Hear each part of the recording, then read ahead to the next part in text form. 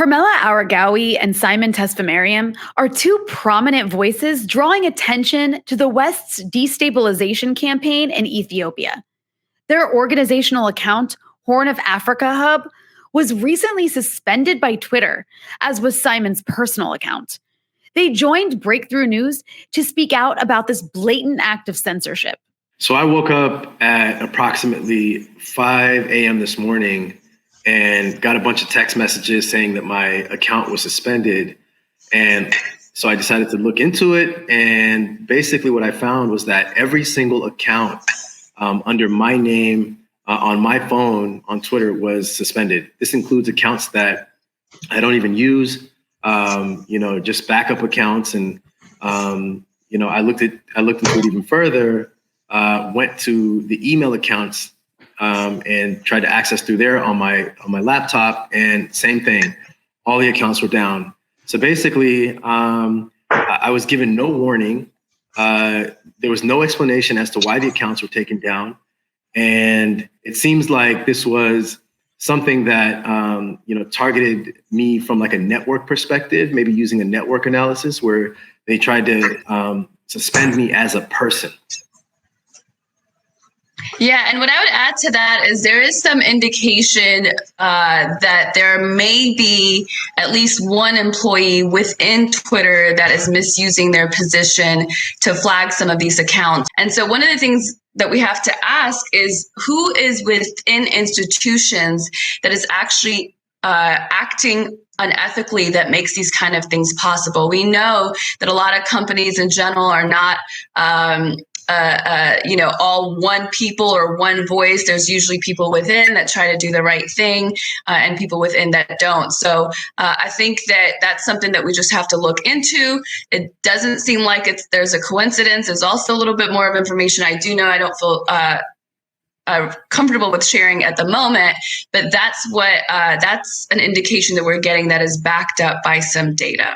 What do you think are the politics behind the Twitter suspensions, and why now? When we look into the reasons as to why the suspensions are happening at this current moment, we believe that it's likely because of the fact that this is connected to the No More campaign, which was initiated at the start of this month on November 1st, because initially, right afterward, what we saw was that a bunch of accounts were taken down. In the dozens, I would say, potentially more.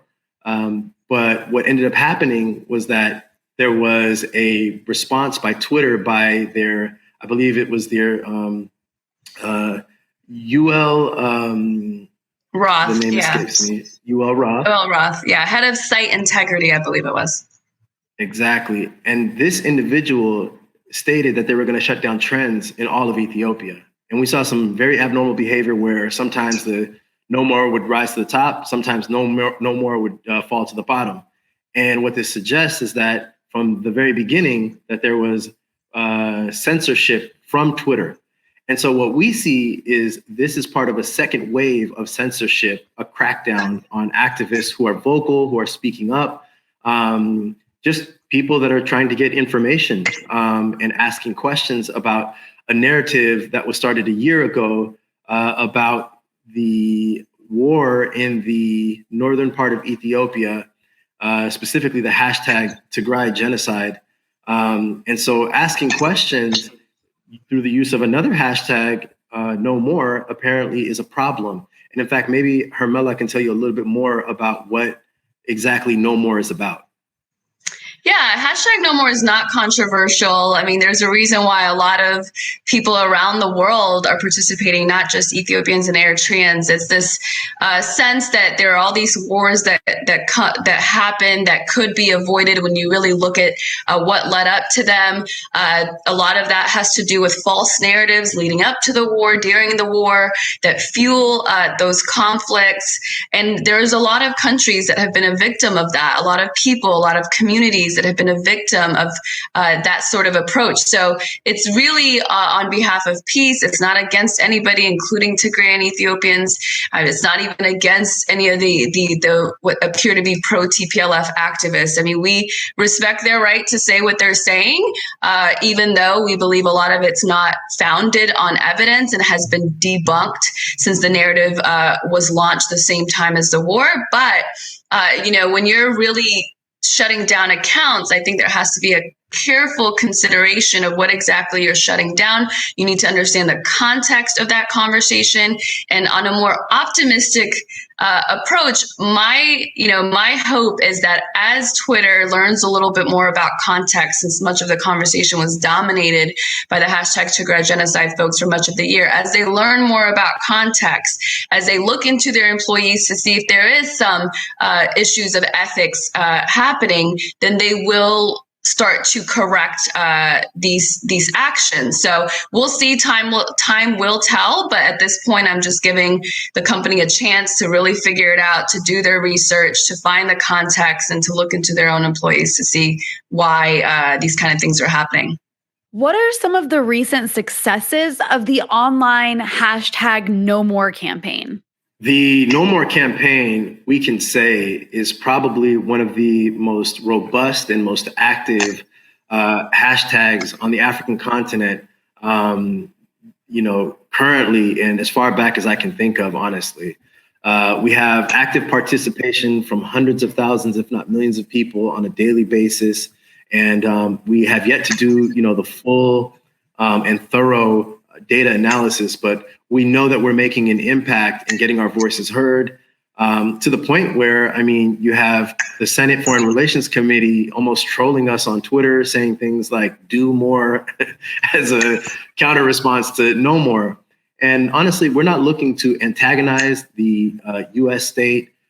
We simply are, proponents of peace, that we want to push for peace in the region. And I want to make it clear that this isn't just about Ethiopia. This is about the Horn of Africa. We were organizing around Horn of Africa Hub. And beyond that, we moved to the broader African region, the African continent, and the global community, connecting with similar struggles in the world. People that are fighting for against exploitation and justice. Again, we're not looking to have a hard line of antagonism against the U.S. state or any Western governments or any governments whatsoever. We just want to push for peace. TPLF, which started the war about a year ago, this time, what they did was they attacked the Northern Command in what was largely considered a terrorist act, not that different than 9/11 on a, I should say, smaller scale. But to be honest with you, thousands died in this attack, and so for the Ethiopian people, the people of the Horn of Africa and the broader African region, this is something that is, an attack on sovereignty, an attack on, the state, and the integrity of the government. And so we are pushing for peace, and that's what this movement is about. Maybe Hermela can tell you a little bit more about some of the gains and the successes that we've experienced so far when it comes to the No More hashtag. Yeah, I think Simon has touched on this a little bit, but the fact that the hashtag No More movement went beyond the Ethiopian and Eritrean and even the Horn of Africa scope and did that so quickly, I think is a testament to how strong the message is. It didn't take that much time or that much of an explanation for people to immediately recognize what we meant by no more and then connect it to their own particular experiences, to their own native countries or the countries in which they live in. So I think that is an amazing thing. As a journalist, for a long time, I have found that activism tends to be very insular. Something's happened to one community, that community goes out. Rarely does it cross over. And I think that's the weakness in some activism and protests. And so this is the opposite is true. It really is a crossover. It doesn't leave out anyone in terms of identity. It's really more of a value-centered activism. So I think that's something that we can build on to bridge with other communities so that the message can be advanced. What is your message to those who follow you and want to help? I know there are a lot of people out there right now wondering what to do after so many accounts have been taken down. And, we expect more to get taken down, with the way the climate is at the current moment. But I think we need to show those who are censoring us that we will not remain silent, that these tactics are part of intimidation and will not make us give up. We have a mission that is to say no more to the interventionist policies of the United States and other governments. We were saying no more to terrorism by TPLF upon the Ethiopian people and the people of the Horn of Africa. We're saying no more to sanctions against Eritrea, Ethiopia, Somalia, and other countries.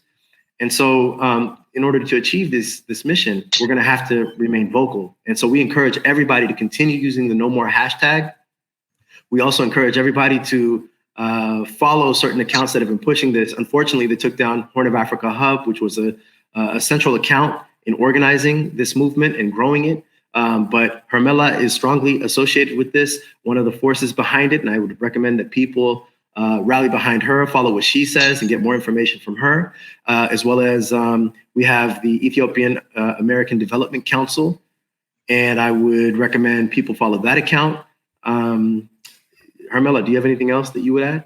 Yeah, just to build off of that, I think that it's really important to stay focused on the message. This is a really huge issue. People that are saying hashtag no more are saying no more innocent lives being lost. I mean, we have probably up to hundreds of thousands of people that have been killed in this conflict in Ethiopia when you consider all sides, and the numbers, have yet to come out. So that's a really big deal. This is, stay focused in terms of, we see accounts like Simon's and Horn of Africa being suspended today. Do your part, send your message, but then don't get so caught up in that loss. It's a temporary loss, by the way. As far as I understand, it's a temporary suspension of Simon's account and Horn of Africa Hub's account. So in time, it will get lifted. And so what a pattern I see, and something I'm also learning, is the more that you're doing, the more success that you're having in advancing your message, the more attacks that come from individuals, from companies, and all that. So it's really easy to get caught up in responding and really like ruminating over that. But I think it's important to know that, or to remember that is a win for the person that's trying to distract you if you spend too much time in that space. There's a lot you can do. You can read up, you can share information with your friends, you can use Facebook, you can use Instagram and other platforms in the meantime. I would just say, stay focused. This is a long-term thing. It's not going to happen overnight, but when your message is pure, when it's really about what's good for everybody in this world, besides those who are greedy and just really feed off of creating conflicts, then that kind of a message is universal and it's timeless. So just stay on message is what I would say. And I'd like to add one thing. I'd like to say that whenever you see something wrong, particularly on the African continent, whether it's what's going on in Niger, whatever's going on in Burkina Faso, there are these interventionist policies, colonialist type policies that we have to say no more to.